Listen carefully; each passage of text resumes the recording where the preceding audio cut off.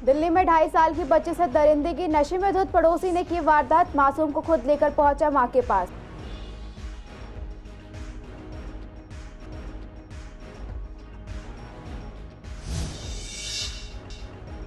दिल्ली के गांधीनगर में gas refilling के दौरान हुआ हादसे में दुकानदार झुलसा, अवैध रूप से चल रहा था गैस रिफिलिंग का काम।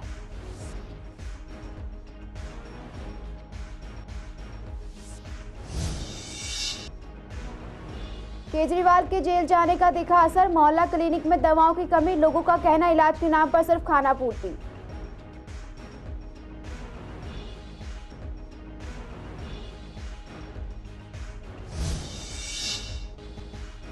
जैन समाज कार्यक्रम में शामिल हुए हर्ष मल्होत्रा, मुख्य अतिथि के रूप में पहुंचे सीएम भजन लाल शर्मा, जैन समाज को बताया अपना परिवार।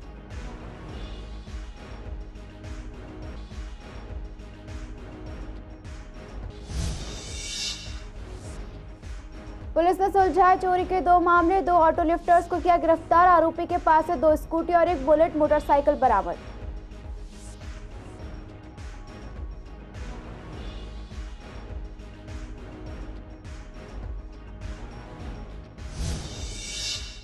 नमस्कार, आप देख रहे हैं CCN लाइव। आपके साथ मैं हूं दुर्गा शर्मा। आप सभी का स्वागत है हमारे खास कार्यक्रम पूर्व दिल्ली खास में। बुलेटिन की शुरुआत करेंगे कुछ खास खबरों के साथ।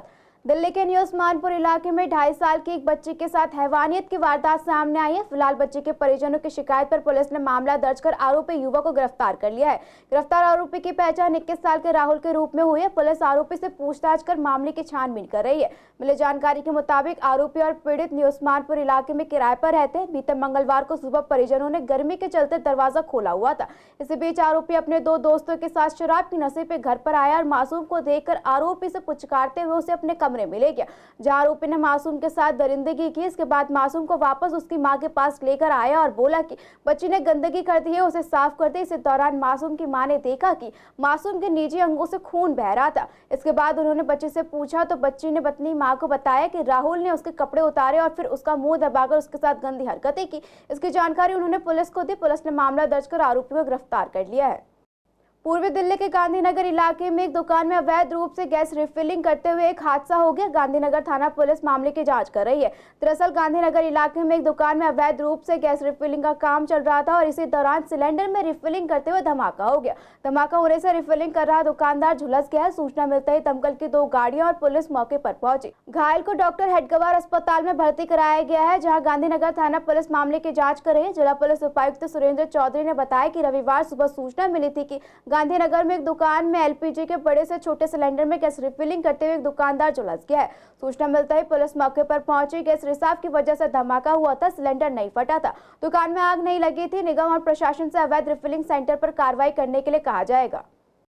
राजधानी में मुख्यमंत्री अरविंद केजरीवाल को जेल गए हुए 1.5 महीने से भी ज्यादा का समय बीत गया है। इतने में अधिक तक समय तक कोई भी मुख्यमंत्री जेल में रहने से विभागों के कामकाज पर भी असर दिखने लगा है। दिल्ली के स्वास्थ्य सुविधाओं की बात करें तो इसमें मोहल्ला क्लिनिक की एक अहम कड़ी माना जाता है, जिसके जरिए लोगों को अपने घर के नजदीक ही कई बीमारियों का इलाज मिल जाता है। लेकिन मौजूदा समय में मोहल्ला क्लिनिक में होने वाले टेस्ट और कुछ दवाइयों में कमी नजर आ रही है। इसको लेकर व्यक्ति ने बताया कि उनको दर्द और उल्टी और चक्कर आने की समस्या थी। डॉक्टर ने उन्हें सिर दर्द और उल्टी की दवा तो दे दी, हालांकि ORS घोल को लेकर कहा कि वो खत्म हो गई है। इनके अलावा स्थानीय निवासियों ने बताया कि मोहल्ला क्लिनिक की योजना तो ठीक है, लेकिन मोहल्ला क्लिनिक के बाहर गंदगी का ढेर लगा हुआ है। ये काम निगम का है और इन्हें इस तरफ ध्यान देना चाहिए। मैं दूसरी बार मोहल्ला क्लिनिक में इलाज के लिए आया था, लेकिन यहाँ इलाज के नाम पर सिर्फ खाना पूर्ति होती है। दिल्ली में 25 मई को लोकसभा का चुनाव है। इसको लेकर प्रत्याशी अपने नामांकन के बाद से ही सभी क्षेत्रों में अपना प्रचार प्रसार करने में जुट गए हैं। इसी कड़ी में बीजेपी के प्रचार प्रसार को बढ़ावा देने के लिए स्टार प्रचारक भी अपनी भूमिका निभा रहे हैं। पूर्वी दिल्ली से बीजेपी के प्रत्याशी हर्ष मल्होत्रा के प्रचार में राजस्थान के CM भजन लाल शर्मा भी शामिल हुए। कार्यक्रम में जैन समाज के साथ उनकी भक्ति आराध्या और सांस्कृतिक का आयोजन किया गया। इस कार्यक्रम में पूर्वी दिल्ली के प्रत्याशी सहित कई कार्यकर्ता मौजूद रहे। इस दौरान CM भजन लाल शर्मा ने कार्यक्रम में जन समर्थन की मांग करते हुए जैन समाज को अपना और मोदी का परिवार बताया और कहा कि जैन समाज शुरुआत से ही बीजेपी का सम्मिलित परिवार है। आप सभी को पता है और आप देख रहे हैं, मैं आज हर्ष मल्होत्रा जी के चुनाव प्रचार में मैं यहाँ आया हूँ। मैं कह सकता हूँ कि जहाँ मुझे जिस तरह का उत्साह और उमंग दिख रहा है और जिस तरह का दिल्ली का पूरा वातावरण दिख रहा है, हम दिल्ली की सातों की सातें सीटें बहुत बड़े मार्जिन के साथ जीतने वाले हैं। ये क्षेत्र ऐसा है जिसमें राजस्थानी प्रवासी बहुत बड़ी संख्या में रहते हैं। मैंने आज सभी हमारे प्रवासी बंधुओं से आग्रह किया है कि आप सभी तीसरी बार देश के यशस्वी प्रधानमंत्री नरेंद्र मोदी जी को तीसरी बार प्रधानमंत्री बनाने के लिए आप दिल्ली की सभी सीटों पर भारतीय जनता पार्टी को वोट करेंगे। निश्चित रूप से जो उत्साह और उमंग मैंने देखा है, जैसा मैंने आपसे कहा है, दिल्ली के अंदर हमारी सातों की सात सीटें बीजेपी जीतेगी और नरेंद्र मोदी जी तीसरी बार फिर प्रधानमंत्री बनेंगे, ऐसा जनता के समर्थन से, जनता के आशीर्वाद से प्रतीत हो रहा है। निश्चित तौर पर जब इतने वरिष्ठ नेता भारतीय जनता पार्टी में शामिल होते हैं, सपोर्ट करते हैं, तो जन समर्थन भी बढ़ता है। इसका मैं पहले भी बहुत बार बोल चुका हूँ, दोबारा बोलता हूँ कि लोकसभा में पूर्वी दिल्ली में हर्ष मल्होत्रा जी का चुनाव एक तरफा हो गया है, क्योंकि कांग्रेस के जो स्टेलवार्ड्स हैं वो यहाँ आ रहे हैं और आम पार्टी के जो लोग हैं वो भ्रष्टाचार में लिप्त हैं, चाहे वो मुख्यमंत्री हो, चाहे वो हम लोग। तो जनता के घर घर हमारा समर्थन है, घर घर में हमारा विश्वास है। हम लोग बस क्रिएट नहीं करते, हमारे जो लोग हैं जनता के घर घर पे जाते हैं और घर घर से हमको समर्थन मिलता है। थाना कृष्णनगर पुलिस ने 2 ऑटो लिफ्टर को गिरफ्तार किया। आरोपी की पहचान आसिफ और बिट्टू के रूप में हुई है। पुलिस ने आरोपियों के पास से 2 स्कूटी और एक बुलेट मोटरसाइकिल बरामद की है। शादरा जिले के डीसीपी सुरेंद्र चौधरी ने बताया कि गिरफ्तार 18 अप्रैल 2024 को कृष्णनगर थाने में 2 वाहन चोरी की शिकायत दी गई थी। शिकायतकर्ता पारस जैन और शिकायतकर्ता मनोज ने कहा कि उनके घर के सामने से स्कूटी और बुलेट मोटरसाइकिल चोरी हुई है। मामले की जाँच के लिए एक टीम का गठन किया गया। टीम ने घटनास्थल की छानबीन किया और इलाके में लगभग 25 से भी ज्यादा सीसीटीवी कैमरे फुटेज को खंगाला और जानकारी जुटाई। टीम ने सूचना और सीसीटीवी फुटेज के आधार पर आरोपी की पहचान कर उसके घर पहुंच गई और एक आरोपी को पकड़ लिया। आरोपी आसिफ की निशानदेही पर बिट्टू को रुड़की से भी गिरफ्तार कर लिया गया। पूछताछ के दौरान आरोपी आसिफ ने खुलासा किया कि वो पहले भी इस तरह के वाहन चोरी के मामलों में शामिल रहा है और वो इन चोरी के वाहनों को आरोपी बिट्टू को बेचता था। पुलिस मामले की आगे की जाँच कर रही है। शादरा डिस्ट्रिक्ट के गांधीनगर थाना क्षेत्र के कैलाश नगर पोस्ता रोड पर दिल्ली नगर निगम की कूड़ा उठाने वाली गाड़ी ने एक बाइक सवार को टक्कर मार दी। यह हादसा सुबह के वक्त हुआ, जिसमें बाइक सवार को गंभीर रूप से चोटें आई हैं। आपको बता दें, गाड़ी ने बाइक को इतनी जोर की टक्कर मारी कि बाइक सवार की टांगें अलग हो गई। घायल को तुरंत अस्पताल में भर्ती कराया गया, जहां भी उसकी हालत बेहतर है। गाड़ी का ड्राइवर मौके से फरार है। पुलिस ने मामला दर्ज कर आगे की जाँच शुरू कर दी है। जीवदया संस्थान द्वारा जैन स्नातक ऋषभ विहार में विशाल रक्तदान का आयोजन किया गया, जिसमें 126 लोगों ने रक्तदान किया। शिविर के मुख्य अतिथि के रूप में पूर्व महापौर श्याम सुंदर अग्रवाल रहे, जिनका स्वागत संस्थान के अध्यक्ष मनोज जैन ने पटका पहनाकर किया। श्याम सुंदर अग्रवाल ने कहा, रक्तदान को सबसे बड़ा दान माना गया है। एक व्यक्ति के रक्तदान से 3 लोगों का जीवन बचाया जा सकता है और आज 126 लोगों के रक्तदान से 378 लोगों को जीवन मिलेगा। आपको बता दें, जीटीबी हॉस्पिटल के सहयोग से ब्लड की head of the department Richa Gupta की टीम ने ब्लड को लेने में सहयोग किया। ब्लड देने वालों को संस्थान की तरफ से सर्टिफिकेट, हॉस्पिटल की ओर से ब्लड डोनेशन कार्ड और मग दिया गया। आज जैन स्थानक ऋषभ विहार के अंदर ब्लड डोनेशन कैंप का आयोजन किया गया है और इसके अंदर लगभग 100 से ज्यादा लोग ब्लड डोनेट कर चुके हैं और बड़ी खुशी की बात है, मेरे साथ एक फैमिली जिनके हाथों में आप सर्टिफिकेट देख रहे हैं, दीपक जी, उनकी फैमिली जिसके 6 मेंबर्स ने ब्लड दिया है। 6 मेंबर्स का मतलब हो जाता है कि 18 लोगों की जान बचाना।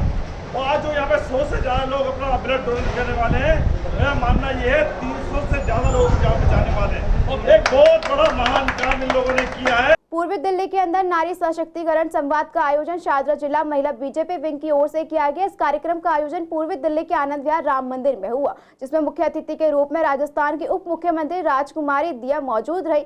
संवाददाता विवेक पठानिया ने जब राजकुमारी दिया से बात की तो उन्होंने बताया कि आज पूर्वी दिल्ली में लोकसभा चुनाव का माहौल है और लोकसभा चुनाव के अंदर नारी की भूमिका अत्यंत ही महत्वपूर्ण है। इसी के लिए आज मैंने पूर्वी दिल्ली की महिलाओं से संवाद किया और अधिक से अधिक वोट के लिए अपील की और बताया कि आपके वोट की क्या कीमत सहमत है। उप मुख्यमंत्री के रूप में पहली बार लोकसभा का मैं प्रचार कर रही हूँ और मेरे इस अनुभव से मुझे बहुत खुशी हो रही है। वही जिला महिला अध्यक्ष अपर्णा गोयल ने कहा है कि अनौपचारिक कार्यक्रम था। इस कार्यक्रम के माध्यम से हमने महिलाओं को उनकी शक्ति और उसके सशक्तिकरण का विश्वास दिलाते हुए उनके भविष्य की बात करते हुए अपनी बातें रखी। यहाँ पे माताएं रहने आई, सब लोग बहुत उत्साहित थे, सब लोग कह रहे हैं कि हम लोग वोट देंगे मोदी जी को। महिलाओं के लिए तो मोदी जी ने बहुत कुछ। देखिए, आज हमने कार्यक्रम हमारी राजस्थान की उप मुख्यमंत्री कुमारी राजकुमारी दिया कुमारी जी के साथ रखा था, नारी सशक्तिकरण संवाद, जो श्री राम मंदिर आनंद विहार के माध्यम से किया गया।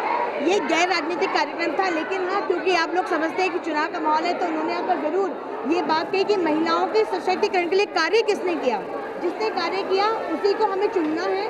और ये बात, ये स्पष्ट संदेश दिया कुमारी जी ने दिया, क्योंकि वो उप मुख्यमंत्री हैं राजस्थान की, तो उन्होंने ये सोचा कि मैं महिलाओं को बताऊं कि जिन्होंने 33% आरक्षण विधानसभा में, राज्यसभा में, लोकसभा में और निगम में तो ऑलरेडी है देने का कार्य किया, तो निश्चित तौर पे ऐसी सरकार को हमें एक बार फिर कैबिनेट 3.0 में लेकर जाना है।